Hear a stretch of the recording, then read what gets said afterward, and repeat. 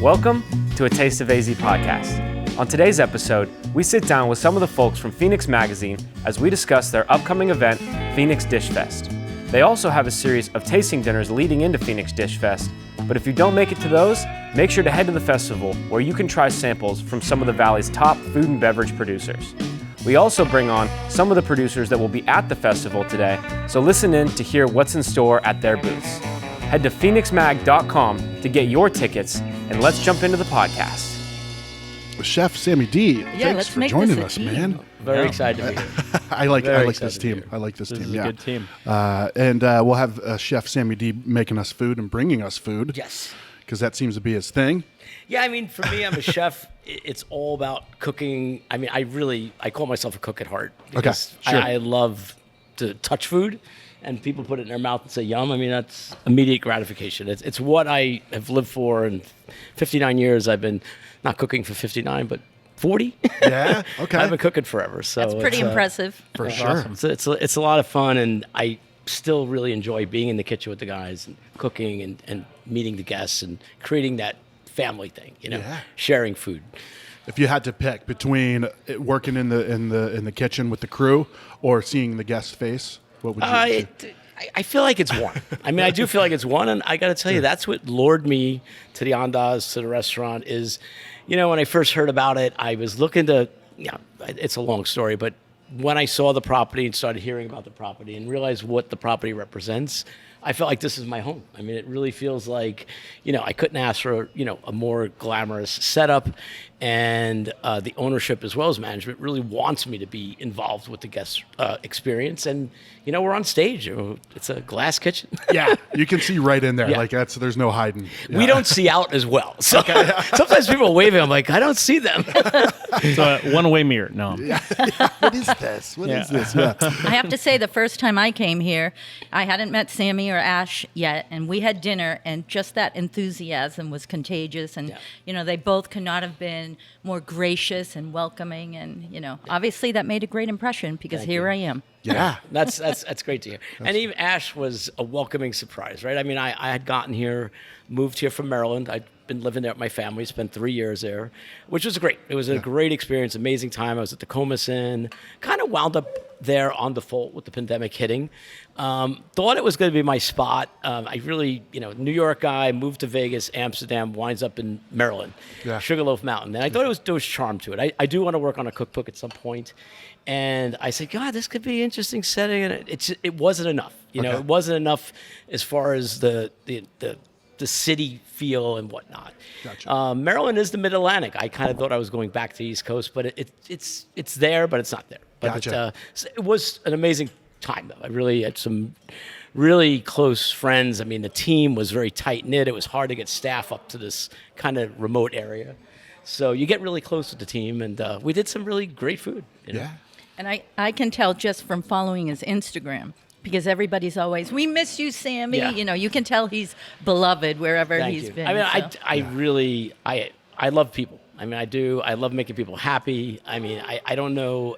I always say it's something. It's a reflex. Hospitality is a reflex. You shouldn't have to think about it. It should be a movement. And like I don't know that everyone is built with it. I do think people, if they want it, they could be trained potentially to do it. But I really enjoy, even, when people at my house, I like them to feel good and feel comfortable, not be looking for anything, need anything. Yeah. And I always think that's the best way to really interview somebody is go to their house. You really find out how it rolls. Is that how you do chef interviews? Or like, well, we I can would do this like to. at your house. Yeah. What's funny? I remember getting interviewed back at Peninsula Hotel in New York City, and I was asked the question, what do you cook at home? And I was it stopped me in my tracks because as a young, inspiring cook, chef, I mean, in New York City, right?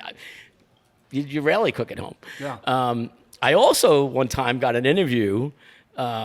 It was I think it was the New York Post, and they said, "Oh, we want to come take pictures at your house for what you're cooking at home for Christmas."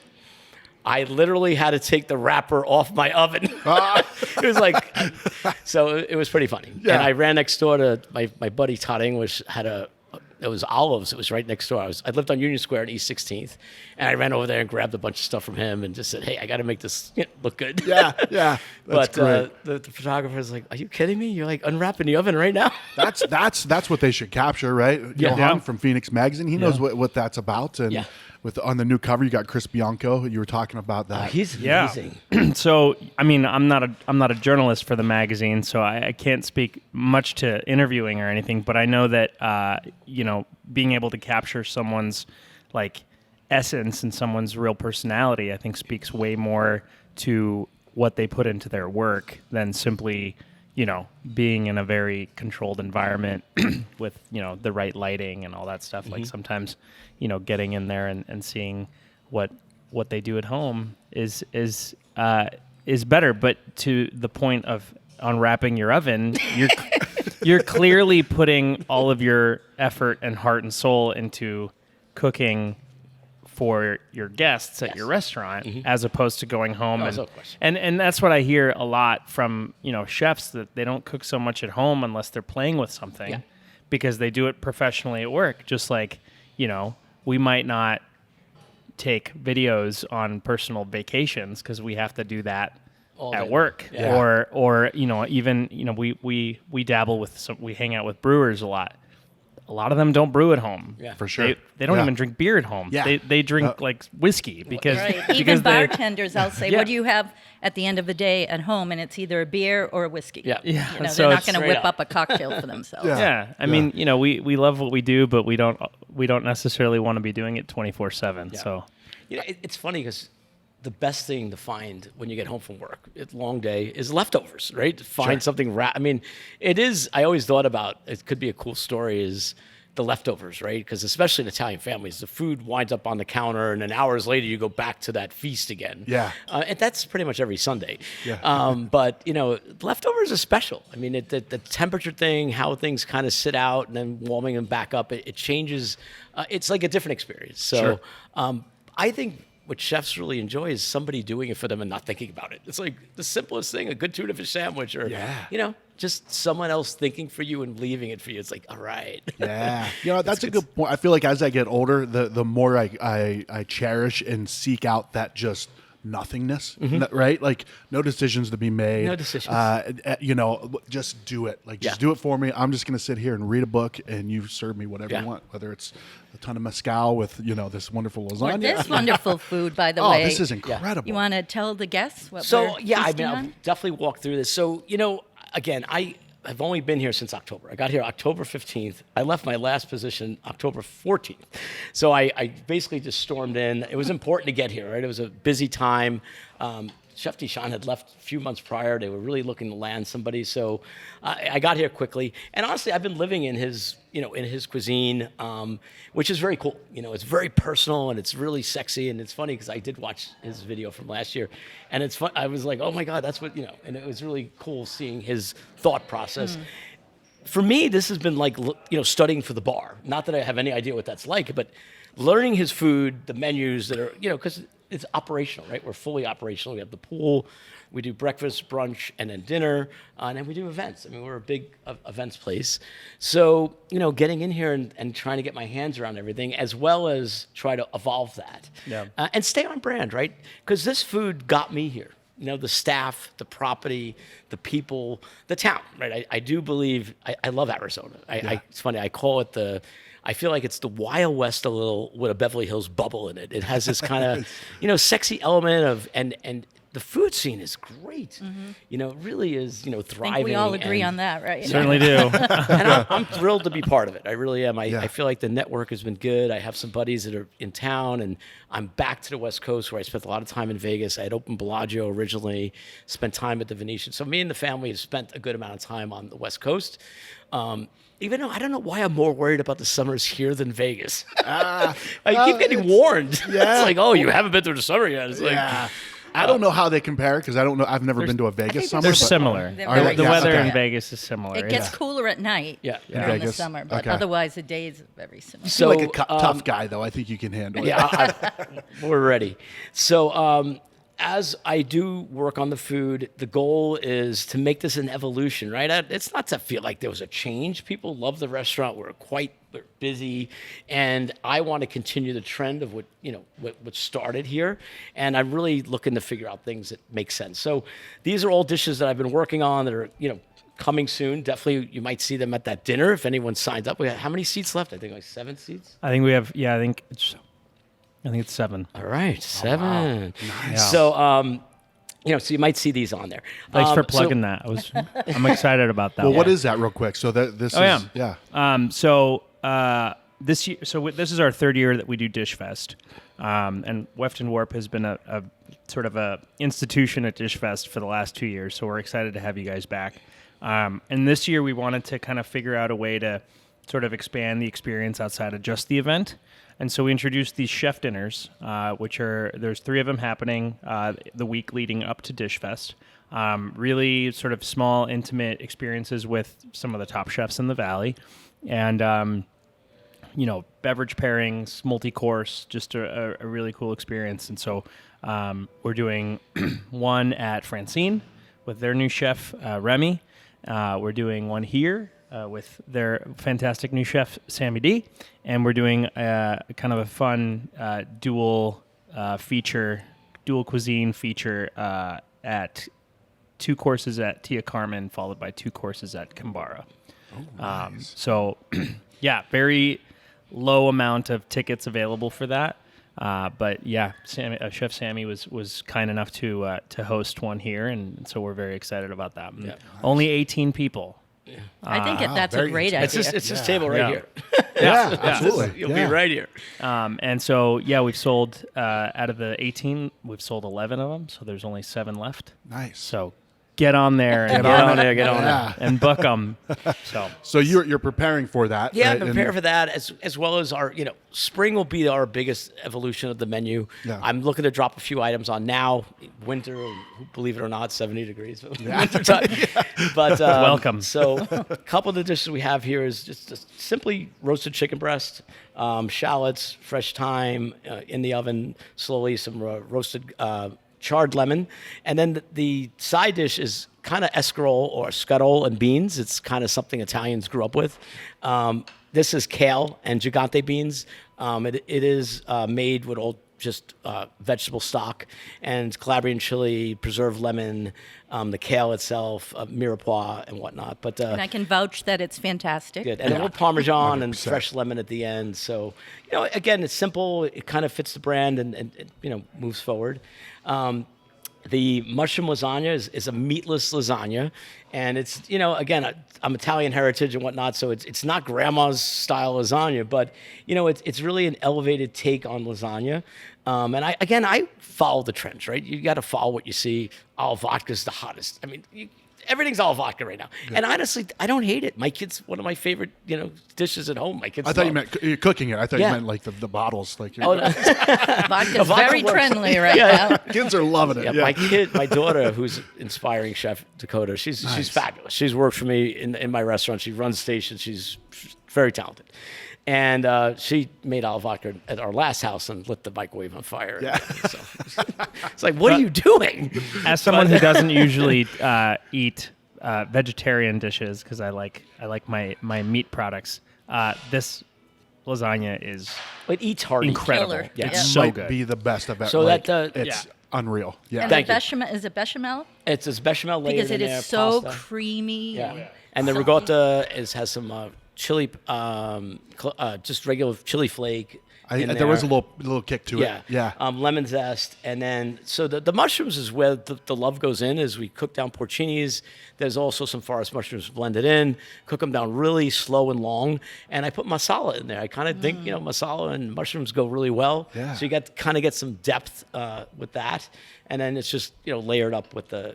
On top, we put some sautéed mushrooms, a little bit of chicory, just to lighten it up. And again, it just kind of fits the brand. That's kind of like a lot of how the dishes look here. There's like a sweet earthiness to it that's really delightful. Thank you.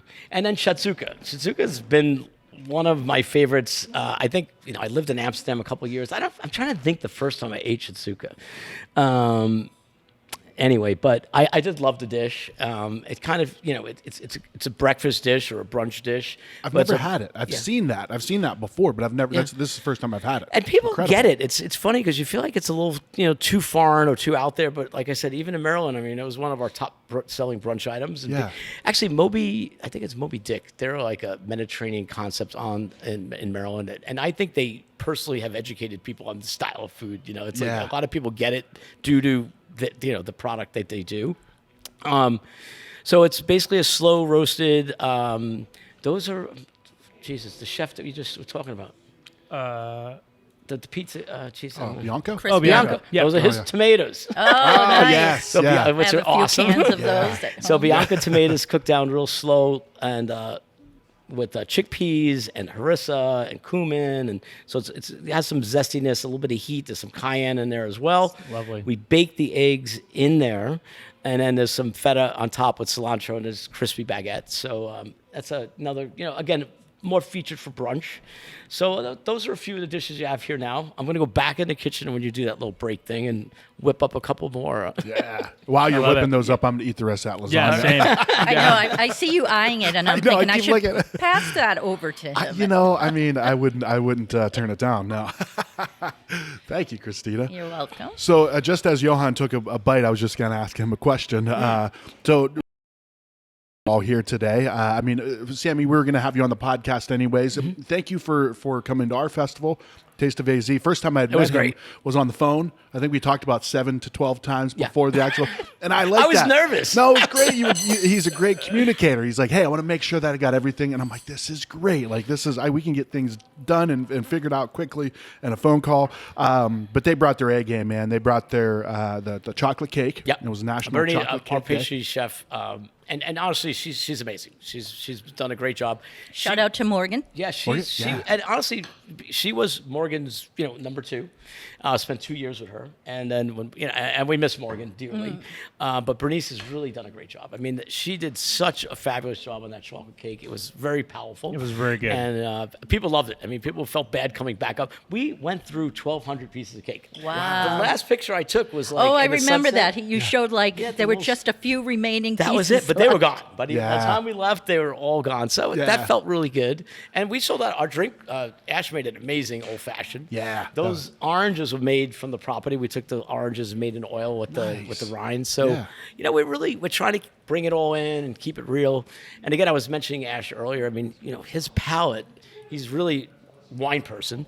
And the cool thing is, like, he'll throw some wine out there, which he's going to come out and talk about wine, but he just takes a dish and elevates it with the pop of the, another dish I'm working on is like this braised lamb, which we made last night. It's fennel braised lamb and pistachios and yogurt, really yummy. And I don't know who was here, and he paired it with the Brunello, and I was like, wow. I mean, it was amazing. So the magic that he makes with the food and the pairing and his palate is really very sensible. It's smart, and it's great. So having him as a partner here, it's been fantastic. Yeah, nice. Well, once again, thank you guys for being part of our festival, and you guys are going to be part of Phoenix Magazine's Yes, festival. we're excited.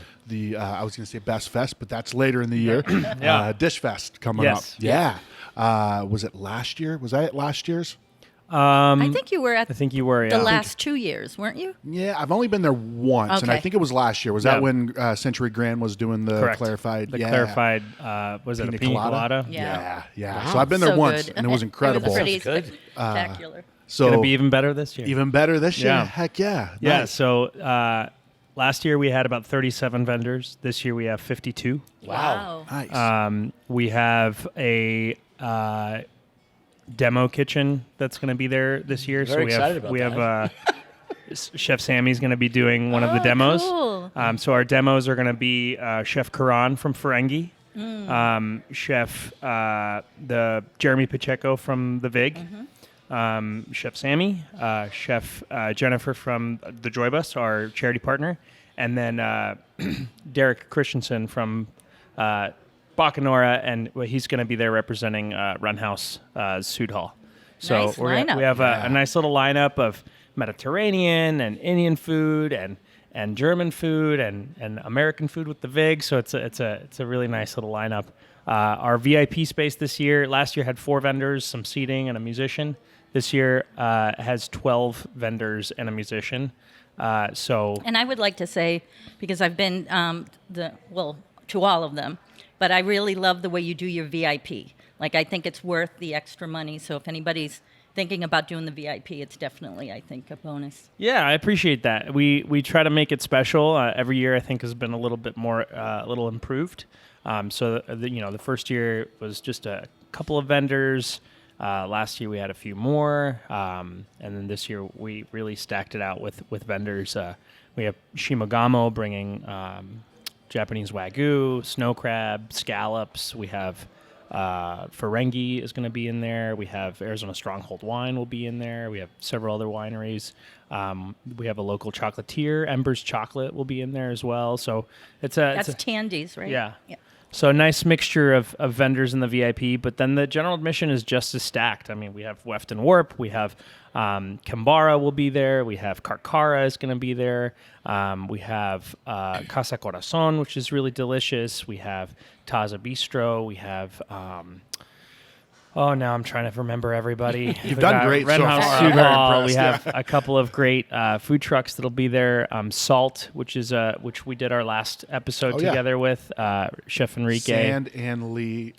Sea and land. Sand and sea and land tacos is what Salt means. I didn't realize that. So probably the best octopus tacos I've ever had. So good. Yeah. So they'll be there with several breweries. I mean, it's just a really stacked event, and we cap it at 800 tickets, so it's kind of small. It's kind of boutique in that way. But yeah, it's going to be great. I love it. And you guys did it kind of like you were saying, like the not the latest issue, because the latest one is the big one with Bianca on the cover. Correct. But the one before was basically dining around the world throughout the valley. Yeah. I've been loving that issue. I I'm have like to say, that's places. one of my favorite issues. It's so cool. Yeah, so our January, February issue is always, at least since I've been with the company, has been very dining focused. The first year I was in 2022, it was the 101 best dishes in the valley, which is kind of what Dish Fest was sort of modeled after. And then last year was dining around the country without leaving the valley. So we had a dish from every state represented by various restaurants. And then this year we went global. And so we really try to reflect that in the vendors that participate in our event. Based on what's in the January, February issue. And that's been kind of the fun part about all the events we do with Phoenix Magazine, is that we're really trying to take what's in the book and bring it to life in an event. Sure. Our Best Fest, which you mentioned, is our Best of the Valley event. So that, is in August, right after our Best of the Valley issue comes out. And so we try to feature a lot of vendors that are featured in there. We always have some sort of beer feature in our, I want to say, September, October issue. So our beer festival is largely aligned with that. So we kind of try to take what we do, take what our editorial team does really well, and then bring it to life. And Dish Fest has been certainly one of my favorites. Even though I rarely get to eat a whole lot during the event because I'm busy with the event. This year, I'm hoping to change that. That's the goal. Yeah. You got some help. Yeah. Sammy, what's the goal here at Weft and Warp? Like, where do you want to? The goal really is for me to find my Mediterranean. It's thank you so much. Great. The man who noticed.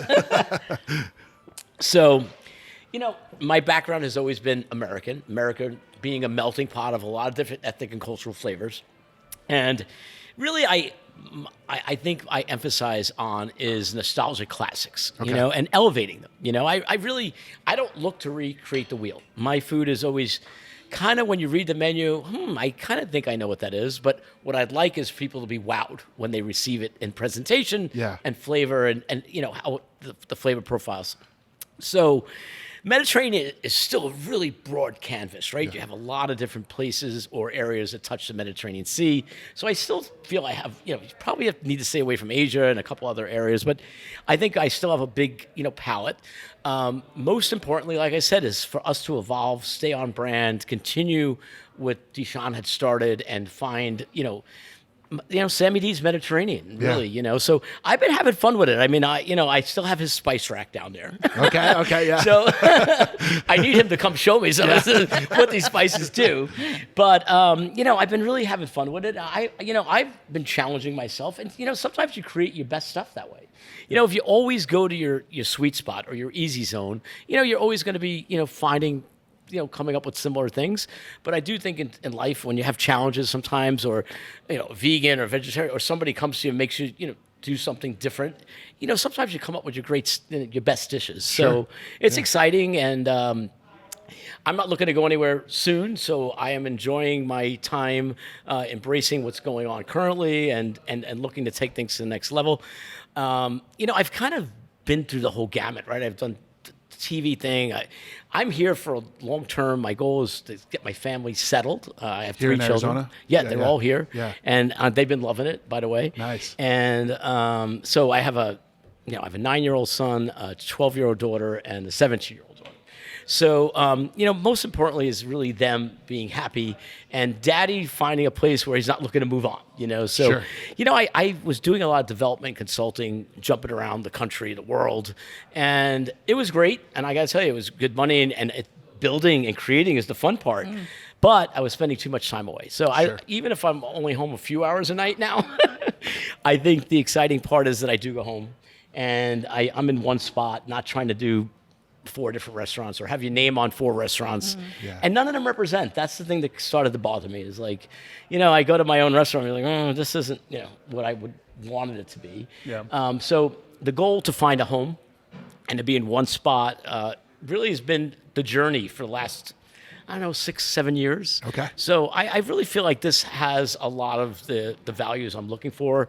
And it's always a two-way street, right, in life that I need to get something from them. They need to get something from me. So I do think there's a balance here. Sure. And I think that's what's important, that it's a two ways that, I want to be part of what's going on here and I have something to offer as well as they have something to offer me. So make people happy.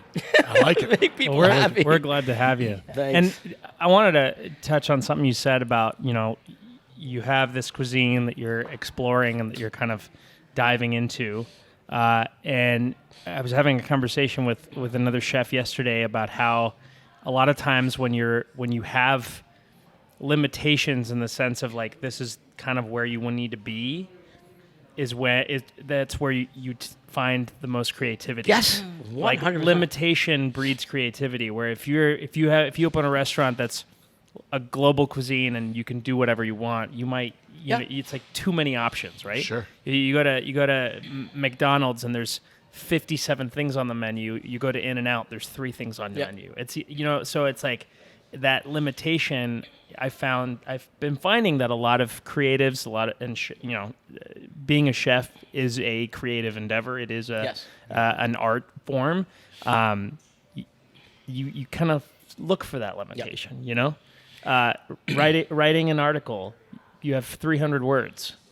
How do you get those 300? You gotta really That juice for those me 300 words. Is whereas the hardest part is I always write like 3 times more, Yeah. and then I have to condense it Yeah. because to me everything is fascinating. Yeah. Sure. So. Yeah. I really learned condensing my thoughts by using Twitter pretty aggressively for a long time. Oh, It was like, wow. I need to fit all of this thought into 140 characters. Yeah. How do I do that? So yeah, I mean that from a creative perspective, it's that limitation Yeah. is. I mean that's key. Being in the So, box helps us. Yeah. Fitting on the plate, right? So it's like you inherit china, glass, silver. I mean, so a chef's plate is everything, like picking Yeah. your plates. So, but again, it makes you think, makes Yeah. you start to figure out how to make things work. Yeah. So Love it's been a great experience, and I am looking forward to seeing how it evolves. So Yeah. it's only exciting new stuff coming. So. Love that.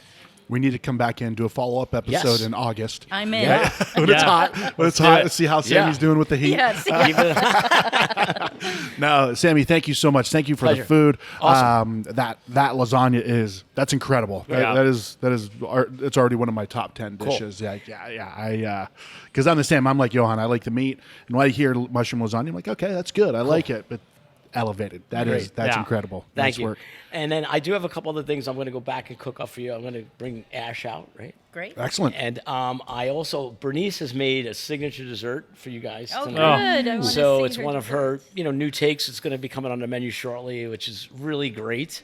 And again, we have the chef's table in the kitchen, which is awesome. Just so everyone knows, I mean, $140, I just cook. It's 6 courses, and you get me serving you, and I create the menu, and it's a really cool experience. Maybe that's what we'll all have to do together. Yeah. I like that. I like that. So anyway, I have a couple more things to throw out at you guys, and Sounds pleasure. I'm very excited to be part of this whole food scene here. Yeah. And you guys are been great. So We're happy thank to have so you. much. Awesome.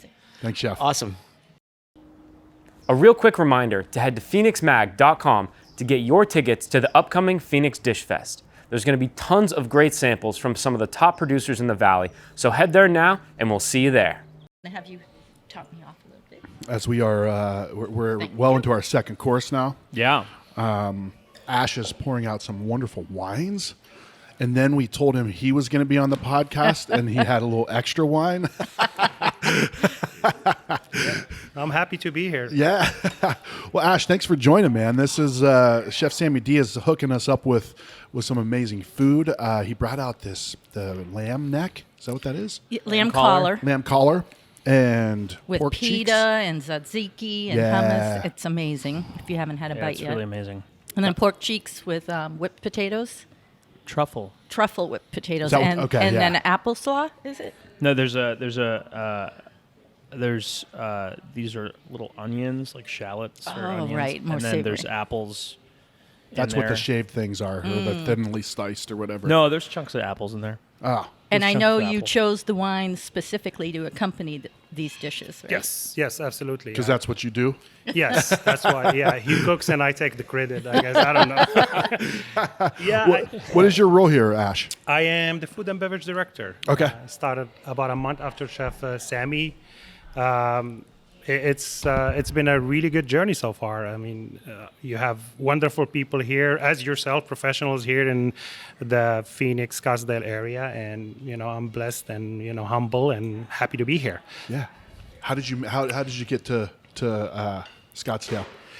It's through Hyatt. I Okay. was with Hyatt Yeah. previously, and the company we were with, they didn't work together anymore, and then this opportunity came to fruition, and I took it. So, and I'm very, very glad I did. Nice. Where from? Where are you from? Originally from Morocco. Hmm. I grew up in Morocco about 20 years, and then moved about the United States. Moved here around 2001. Okay. Oklahoma for 8 years, Houston for 8 years, DC, Maryland, and then Scottsdale. Okay. And Did you- why is Scottsdale your favorite? Just kidding. The sunshine, he was just going with it too. the He was. sunshine. So far, I've said it before. It really, the beauty of this place here, it doesn't do it any justice. The pictures and the talk and everything. When you get here, it's just this aha moment. This is like actually heavily, Yeah. very heavily. Nice. we all agree. For sure. Yeah. It's Yeah. definitely one of the most beautiful resorts. Oh, you're talking about the resort. I was just talking about Arizona Yeah. in general. Same. Well, I am talking about Arizona. Yeah. Oh, yeah, yeah. okay. The resort is heavily within Arizona, but I am talking about Arizona. Oh, for that's sure. the VIP great. section I of love when heaven, yeah. somebody moves here and they get it. Yeah. They get like how special it is here. It does have. There is something special about it. Like there really is. And, It's a big and- city, but I feel, especially the culinary, it's a small city in a good way, Yeah. We all support each other and everybody knows everybody Yeah, for sure. And it's growing. Yeah. very fast. I feel like the Phoenix area is finally starting to get recognition for its food and beverage scene. Yeah. Especially, I feel like I remember it really starting with that Chef's Table episode with Chris Bianco, and everybody was like, "Oh, this is a thing." And then I know, again, I'm pretty plugged into the beer industry, and we're winning more and more medals nationally and internationally, and then the food, the chefs that are opening restaurants here, the chefs that are moving here, just internationally and nationally renowned, and it's really cool to see, because I've been arguing that Phoenix has a really excellent food scene for a long time, and it's just now starting to get less controversial of a statement. Making it easier for you to convince. Exactly. You get My less- favorite is telling people from New York or Chicago that Phoenix has the best pizza in the world, and just watching their brains just like reject everything that I'm saying to them. They just pass out. Well, Ash, you've been around the block, right? Like, so where do you in the months you've been here? How do you feel about this food and beverage scene that you've got to experience? So far, good. I think it's.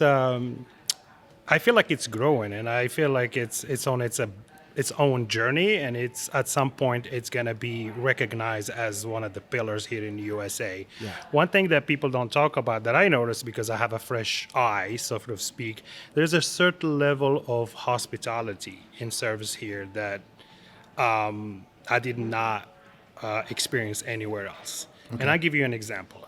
Go have breakfast anywhere here in Scottsdale in any of the breakfast places and look at the service there. And go anywhere in the U.S. and let me know. I challenge you that this is the best service. Interesting. Interesting, yeah.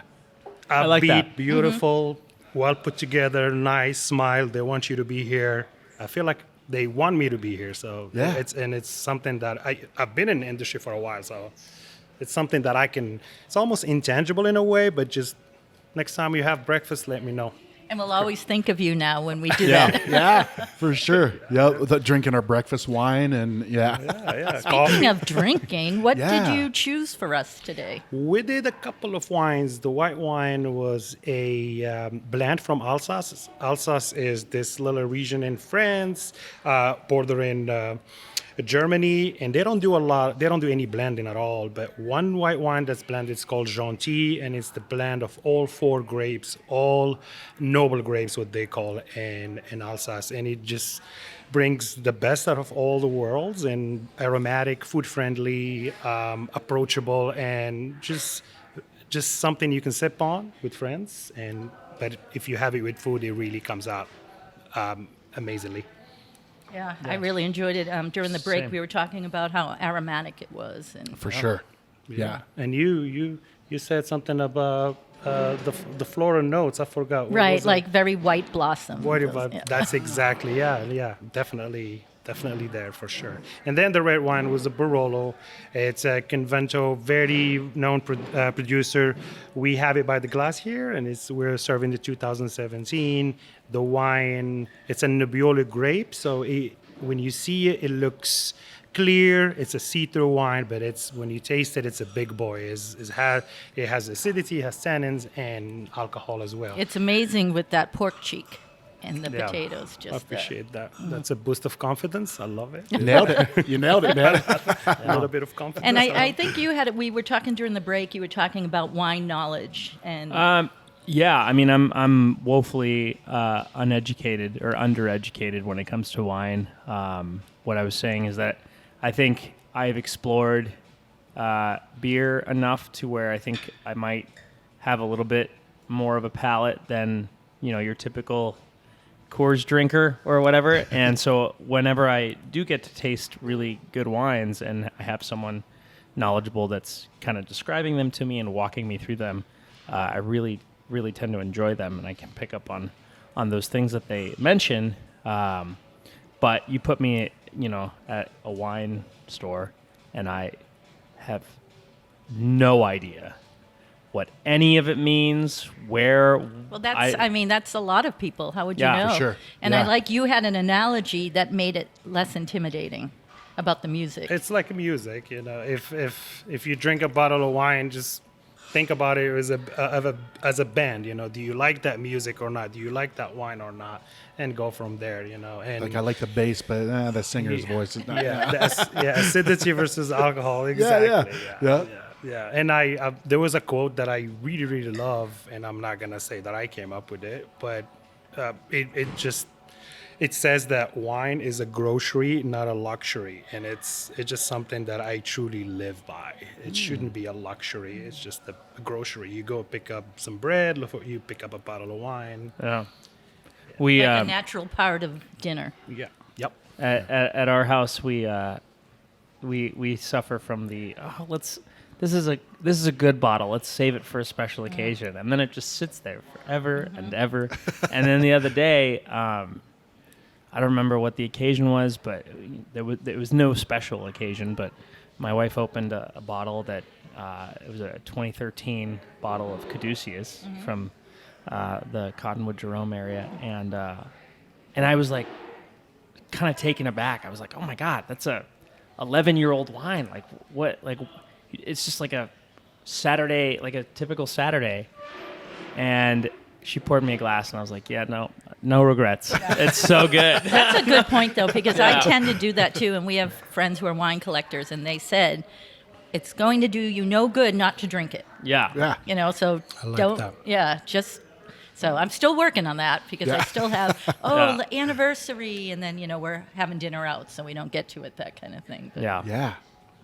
I don't know. I grab a bottle. I'm like, that's a cool label. I'm gonna get that. I'm a label guy too. Hey, why Why not? the marketers are good. for sure. Yeah, I am a sucker for the marketing. Yeah. Do you have any favorite varietals that you like? I drink everything, really. That doesn't sound good, but I said it. No, so- I identify like with an that. I expert. think we same. all do. Yeah, like, I don't discriminate. I love all grapes equally. But I think if I have to pick, probably like a Pinot Noir for red, and then really a Riesling for white. Yeah. I actually have an answer to that too. Ooh, let's Shockingly, I've always enjoyed Vignes for whites, especially on a hot day. And then I was just recently at the Kierland Fine Art and Wine Festival, and I found myself, every wine vendor, I found myself saying, give me the biggest, boldest, just most robust red you have. I want tobacco. I want like just the biggest thing. So that's my favorite red. That's where you go. Just a big, You fat. You like flavor. Yeah. All right, what was the stuff? What was the wine I got to taste with Mark Tarbell? They had the group behind them, and they're like, "Oh yeah, this is like a." Oh yeah, I think that was it was a was it $1,500 bottle. It was incredible. Like it. I mean, Was it obviously it was white, right? I think it was a white. No, it wait, was red. It was no, a red. it was red. Yeah. What is a Bordeaux? Is a Bordeaux like? Bordeaux if it's red, it's usually a blend. It So just- whatever it was, remember it was like kind of a because I compared it to like a wild ale with beer. Like it had something like that to it. It wasn't a normal red, not maybe a Burgundy. I don't remember what it was, but I think the wines were all Burgundies. I guess might I'll been have what to it watch was. the podcast. I know we again. should. Yeah, they had a group behind us, and he's like, "You want to try this?" I'm like, "Hell yeah, I do!" Like Because this Mark is such he's a wine judge, wine writer. So a lot of the wine groups do their luncheons there or their dinners. So they bring in spectacular bottles. And at our last podcast, they just happened to be there. And Mark, of course, Mr. Generosity, gave us a little bit of his wine that they had shared a glass with him. Yeah. Then he shared it with us. Yeah, I think he was expecting me to say, "No, it's okay," but I'm like, "Yeah, I do want to try that." If you guys want to invite me to this podcast next time, I will Mark, sit are you down. listening? I think it's interesting though. You said that you kind of compared it to like a wild ale, and now you're speaking my language. Yeah. And you have a particular affinity for sours. I do. I like you know? sours. You yeah. like sours. Yep. You like, and sours are in the They're beer. polarizing, I think. In the beer world, they're very much like the outlier. Even as they've gained popularity, they're still like. I would say most beer drinkers are not big fans of like your. I think especially because there's those no middle ground. crazy People either Belgian- like right. them or hate them. Yeah. And so, it'd be interesting to see like how that translates to a wine palate, Yeah. right? Because like, I think one of the big reasons why I was like, give me your biggest, boldest, fattest red wine, is because lately I'm all into like big, bold stouts, barrel aged, and give me just like, I want it to pour like motor oil. Yeah.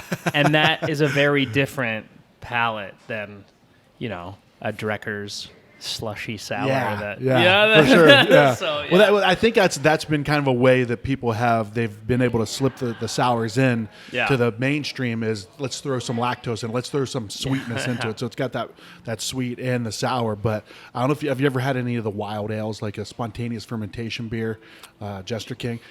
Though it's got a different kind of vibe to it. Like it's, I mean, obviously different taste, but it's just, I feel like I should have like straw in my teeth and like, overalls on. Yeah. Like I feel like one with the earth when I drink a wild ale. Yeah. But so with you being the food and beverage director, obviously I would say your wine is your favorite. Or do you like them all? Do you like all? You Well, like I it- heard he did an old fashioned at your Taste of AZ Yes, festival. yes. I'd like to hear about that since That was I incredible. was out of town. Sure, yeah. So what we did is we have this lawn over here. It's called the Choya Lawn, and there's a lot of weddings that happen there. It's very popular. It's looking Camelback Mountain and all that. And there's in both ways there is plethora of oranges. And I walk by there, and I'm like, this smells so good. Okay, and then I just peeled the oranges, bunch of them, and I made oleo out of them. What you do is you just mix the skin with sugar and you just let it macerate, and the sugar pulls all those oils. So if you have a bartender's peeling, the orange and squeezing, fire, all those oils that with oleo, just pull them. And we macerated overnight. We strained it and then mixed it with the bourbon.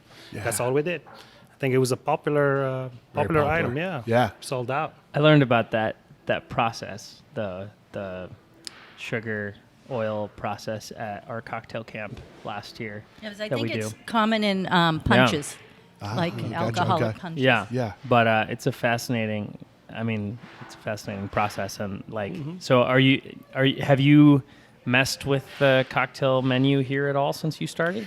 Not really. No. We have amazing Yeah. team, and they're coming up with their own cocktails. We tasted a few times. They presented, costed it, and also and they presented 3, and we all picked 2 out of the best, and I love that's that. what's gonna go into the menu. We're just looking to fine tune the menu printing and all that, but I am very, very excited for them. I The think few that- times I've been here, we've done mostly cocktails, and I've never been disappointed. Yeah. So- The cocktail program here has been good. I think the previous management were very involved and awesome, and their cocktails, everything I tasted was great, and we want to continue that. My philosophy is a little different. It's just we have 4 incredible bartenders, and I want them to. I like that. So you have like a collaborative effort here. Yes. Sounds like we might need to do a cocktail camp here this summer. Absolutely. I was hinting to it. But yeah. Thanks for you. picking up on that. it's great. Thank you. And I learned something about Arizona and the 5 C's because I kept talking about the citrus, and it reminded me of back home. I'm from Morocco. Citrus is very big. And I walked into that, and it's just the aromas from those oranges were so incredible, like amazingly incredible. And as long as I'm here, you're going to have something with citrus every time there is a, And we there's a have, harvest. Arizona citrus is spectacular. Incredible. For sure. The size of the lemons that grow in my backyard, they're like grapefruits. It's nuts. My lemon juicer, sometimes I have to cut them into quarters because they don't fit because they're so big. We I should need make some. I need some of those. Yeah, that sounds. we should make a limoncello so that it interrupt. No. Yeah. And then give the recipe to everyone so they can enjoy I it. should have brought bags of my citrus in. Yeah. I have right now pink grapefruit, Valencia orange, and then the lemons, though mine aren't as big as yours this year. I think I had a lemon that was this big. Like, Yeah. it was huge. I don't believe it until I see it. Yeah. Well, it's gone. Made its way into a whiskey sour, and Hey. So, Ash, you guys are going to be at the Phoenix Magazine's Dish Fest coming up here. What is it, the 17th? 17th, yeah. March 17th. What's on the agenda for that? You already heard Chef You're Sammy doing a D's- cocktail. I heard you're doing a cocktail. Yes, maybe. Okay. I'm probably gonna want to do one of the cocktails from the team that are pulling out, and it's not a secret, but I want to talk about it when it comes out. So. Keeping it So if under people wraps. want to Yeah. know, they have to buy a They have ticket, to right? come, They yeah. have to make a reservation. And I should mention, I don't know when this is going to air, Eric, next week? Luke. Week after that? probably. Yeah, probably next week. Yeah. Today. As of recording, I think we have about 55 VIP tickets left. Oh, dang, that nice. So VIP is almost sold out. Yeah. Luckily, Wefton Warp will be in general admission, but something to keep in mind. And we're not going to be able to find out what he's making until No. the 17th. You're gonna have Right? right? Yeah. It's a work in progress, and I want it to be a surprise. So I love it. I'm good with that. Nice. And so it sounds like you, as much as you love wine, you also love the spirit side of things. absolutely, yes. Do you have absolutely. a favorite spirit? Right now, it's bourbon, hands down. It's just bourbon quality in U.S. has been increasing over the years, and the thirst for it all over the world is growing, and that makes it even more competitive for them. But pick up a bottle of bourbon that's more than $45, drink it, and tell me you don't like it. Sure. Here's a question. In your mind, what attracts you more to bourbon over like a Scotch? I think the sweetness of it, and I think it's approachable, more approachable in price, of course, and being in USA, you gotta drink where you live, right? Yeah. That's fair. What's your go-to cocktail to make at home with bourbon? I got two.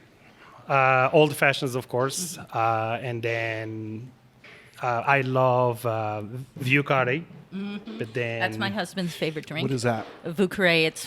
I'll let you tell. It's the name is from New Orleans or Nolens. I should Nolens. Okay, yeah, It's yeah. Vieux Carré, which mean in France, it's almost like a view, but it's squared, and it's based on where it was made in. And a lot of people think it was made with cognac, but it's made with bourbon. Sounds And like you're it's- gonna have to include that one in the cocktail camp. It's actually, we don't see it that often because Yeah. Benedictine is one of the ingredients, and not a Yeah. lot of bars have Benedictine. But if we see it on the back bar, then we're like, yes. Ernesto's like, Yeah. Yeah. that's what I'm getting. What is that? Bernardine? Which is Benedictine. It's Benedictine. kind of a fortified. It's almost like a bitters. Okay. It's a bitters made by the monks in France. Oh, gotcha. And okay. if you ever hear B&B, that's brandy and Benedictine. That's Gotcha. more popular in the U.S. It's almost like like not a diluted alcohol, but it's a diluted bitters. They add brandy to Benedictine, and they call it B&B, and that's very popular in the U.S. Okay. No, actually, that was my parents when they had date night, like made a nice meal for themselves. They would have a little glass of B&B Yep. afterwards. But the Benedictine is, like I said, you don't see it that often. We were at Thompson 105, and we know the beverage director there, and Ernesto said, "Oh, would you be able to make a Vieux Carré?" And he said, "I have Benedictine just for Vieux Carré." So, I love it. Yeah. I love it. like, point. Nice. I love it. Another one that's originated from New Orleans is Sazerac, and it's Oh, yeah. a lot of people make it with cognac. It is originated with cognac. Some people might argue that, but with bourbon, it works just well. You do have the, an absinthe I was that gonna you say, like? do you do absinthe spritz on there? Or Yeah. the Do you have a wash? brand you like? No, just All of it? Yeah. we just spray it. Yeah. Just a spritz of it. Yeah, That's it. Yeah. that's it. See, I only know what they're talking about, and this maybe is another shameless plug. I only know what they're talking about because of the cocktail camp. I've of learned cocktail so much at those things. I got to go to the next one. Did you It's, do one fun. at Anello? Yeah, Yeah, because they were telling me how much they loved it. it was so They fun. really like doing it. That's one I'm sure if you follow my Instagram, Yeah. Anello comes up frequently as it's one of my favorites. It's pretty spectacular. You frequent that Yeah, often. Yeah. and you as a wine guy, you would really appreciate Yeah, I'm their intrigued. program. I'm intrigued for sure. Yeah, it's a fun series that we just brought back last year. So it's usually 10 weeks, different bar or restaurant every week on a Sunday, from 1 to 3, so a couple hours. And I feel like you sell out pretty quickly. Oh yeah. So last year we booked all 10 bars within a week, and then we sold out of all of them within another month or so. So this year we're excited because there's a lot of cocktail bars that are opening. What is it, Ambrosio? What's that one? Yeah, that's- Imbroglio, I think. Yeah. or- yep. There's a lot of new restaurants, new bars, but it's fun because we really encourage the bars to do something that's different. So, everyone wants to demonstrate an old fashioned, but like, how can you make it different? So, can you make a bacon fat washed old fashioned Yeah. or a the Sazerac was a fun one because it's sort of an old historical cocktail that not a lot of people do. And there are a lot of not good ones out there. Yeah, it's J&G easy to mess up. Steakhouse at the Phoenician they have their own sparkling wine champagne that they sort of white label their brand on. And so their whole camp was a sort of a going back in time with champagne cocktails.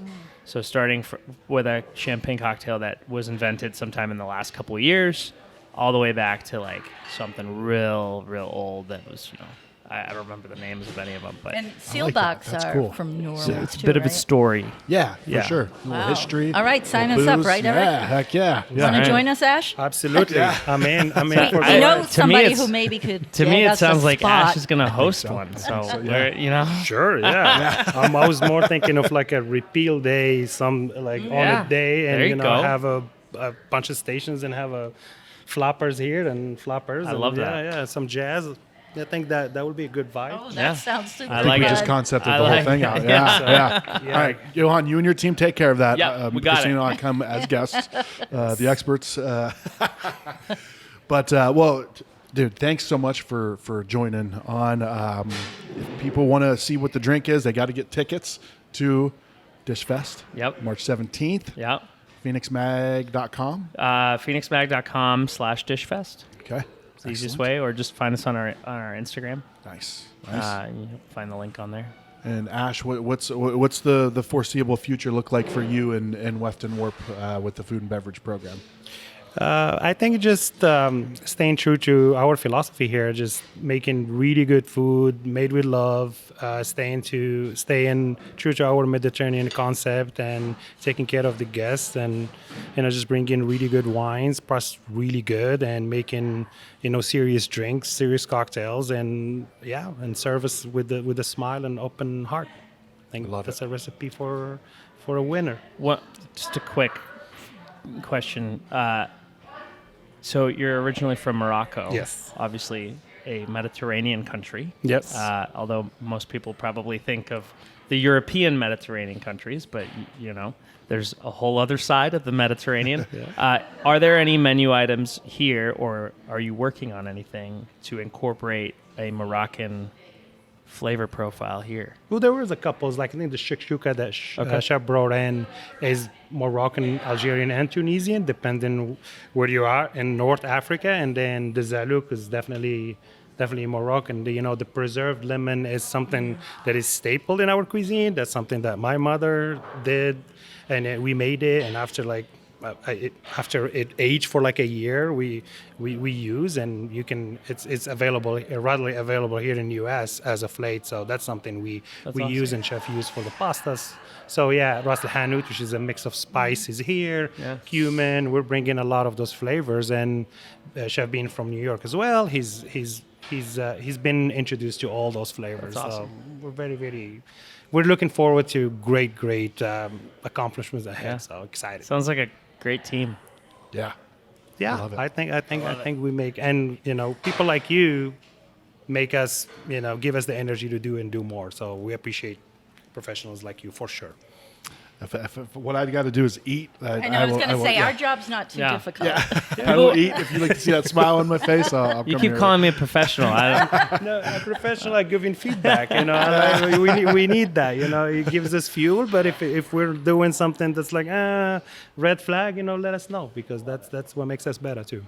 Well, no red flags today, but I'll be happy to come in tomorrow and try the rest of the menu. It's always open. Thank you so much for having me. Yeah, thank you, Ash. Loved it. Thank you. Thanks, Ash. A real quick reminder to head to PhoenixMag.com to get your tickets to the upcoming Phoenix Dish Fest. There's going to be tons of great samples from some of the top producers in the Valley, so head there now and we'll see you there. Chef Bernice, thank you for joining. I know you were a little apprehensive, but thank you. Thank you for staring your fear in the eyes and saying, I'm going to do this. So, What are we eating here? So it's a hibiscus mousse, and on the inside it's a mango and orange chutney, and then it's almond crust on the outside, and then I glazed it with the hibiscus glaze. That is fantastic. Wow. I've learned just from this brief podcast that, Johan's tell is when he closes his eyes. He takes a bite and closes his Well, eyes. it's a sensory experience. And nose, plugs his ears. the more senses you shut down, the stronger the experience is with the ones you still have. You want to immerse yourself. Yeah. And like you it. said, how long have you been executive pastry chef here? Just about 2 months now. Nice. Yeah. And you said you really enjoy it. Yes, I do. It's really fun. My favorite part is the cakes. We sell our cakes for the restaurant, so I get to make like a different type of cake every single day. And then the wedding so cakes it's on are the really regular fun. menu as a dessert. Did you hear that, Johan? Oh, you're Cake? you're did. talking about the chocolate cake you did at our festival? No, we Oh, sell okay. like cakes, like 10-inch cakes. We sell them by the slice, so we do all Here, different types and they of have flavors. like what, a cake of the day or? Yep. And the restaurant's been doing that For for a while. years, yeah. Because I was gonna say, I feel like I remember that when I've been here for dinner, because that was my favorite part of the meal. Well, it makes sense because you get to play, and then Yeah, you get to try create- different flavors. I try all different types of things. Like I make candy cakes, or like I'll put Rice Krispie treats on there, cream puffs, churros. Nice. Churros. I heard churros. That's My all I heard. wife and daughters would be like, "What?" Like, I gotta bring him here for sure. And you did a dessert for the Taste of AZ festival. Yep, that one right? was a chocolate cake with passion fruit ganache and then a raspberry jelly. And then it had a passion fruit Krispies on top and cocoa nibs. And I heard you had none to take home, like they all disappeared. Yeah, they did. Yeah. I was very surprised. Yeah, it was very popular. Like as I was walking around and talking to different people, like that cake came up more than anything. Oh, that Yeah, makes me so happy. It really did. Yeah, people would love that. It was cake. definitely a standout. Yeah. I mean, there was a lot of really good food there, but yeah. Yeah, nice work Well, with that. thank you very much. Yeah, you're very welcome. Well, thank you for this. Did you say what is the thing on top? It's actually rice paper, and then I tossed it in sugar. And what's the crumbler on? Is it? It's an almond crust, so it's Okay. That's why I almond and like it so pecan. much. That's why I Yeah, like it all so the much. textures, the yeah. flavors, the layers. Yeah. It was beautiful. Like it just looks like I don't want to. I will eat that one, but I don't want to. You know you want to. Don't I do. pretend. I know I do, but not just yet. Yeah. I almost said you want to arm wrestle for it, but I'm actually don't know that I would. I'm not so confident. I About don't know, man. I did a 10-minute run this morning, so I'm feeling kind of buff. Oh shit. Well, Bernice, thank you so much. You are working at a great place here. You have a great team behind you, and you're an amazing chef. And thank you for joining. Oh, well, thank you very much. I'm glad I sat down and talked. Okay, good. Yeah, see, it fun. wasn't that bad. Yeah. Thank you. Awesome. Thank you. And you guys, thank you. Thank you, too, for joining and this collaboration. It's been amazing. Yeah. And we continue it. Thank you guys for your partnership for Dish Fest. And Yeah. And I don't want this to be the last. no, we'll do more. I mean, This is just the beginning. I know that Luke and Eric are going to want to talk about Best Fest, for sure. especially since we have a new venue for it. Oh, Yeah. Should we break some news? intriguing. Let's do it. We just signed our contract for a new venue for Best Fest, and we're going to be doing it at the Deuce. Wow. Ooh, nice. That's a cool place. It is very Yeah. cool. I've yeah. been there. So we like the The party aspect of the Deuce. Best Fest is really meant to be a party. Yeah. And so we're really excited. We loved working with Events on Jackson. Really great venue. But yeah, it's also, the Deuce is a little larger, so we're able to grow a little bit. So yeah, that's August 17th. Okay. And we'll be launching ticket sales soon. So keep an eye out for that. Excellent. And we'll have to chat about that when that gets closer. I'm down. I'm Right down. on. Awesome. Well, thank you guys. Thank for you. joining. Yeah. A real quick reminder to head to phoenixmag.com to get your tickets to the upcoming Phoenix Dish Fest. There's going to be tons of great samples from some of the top producers in the Valley, so head there now and we'll see you there.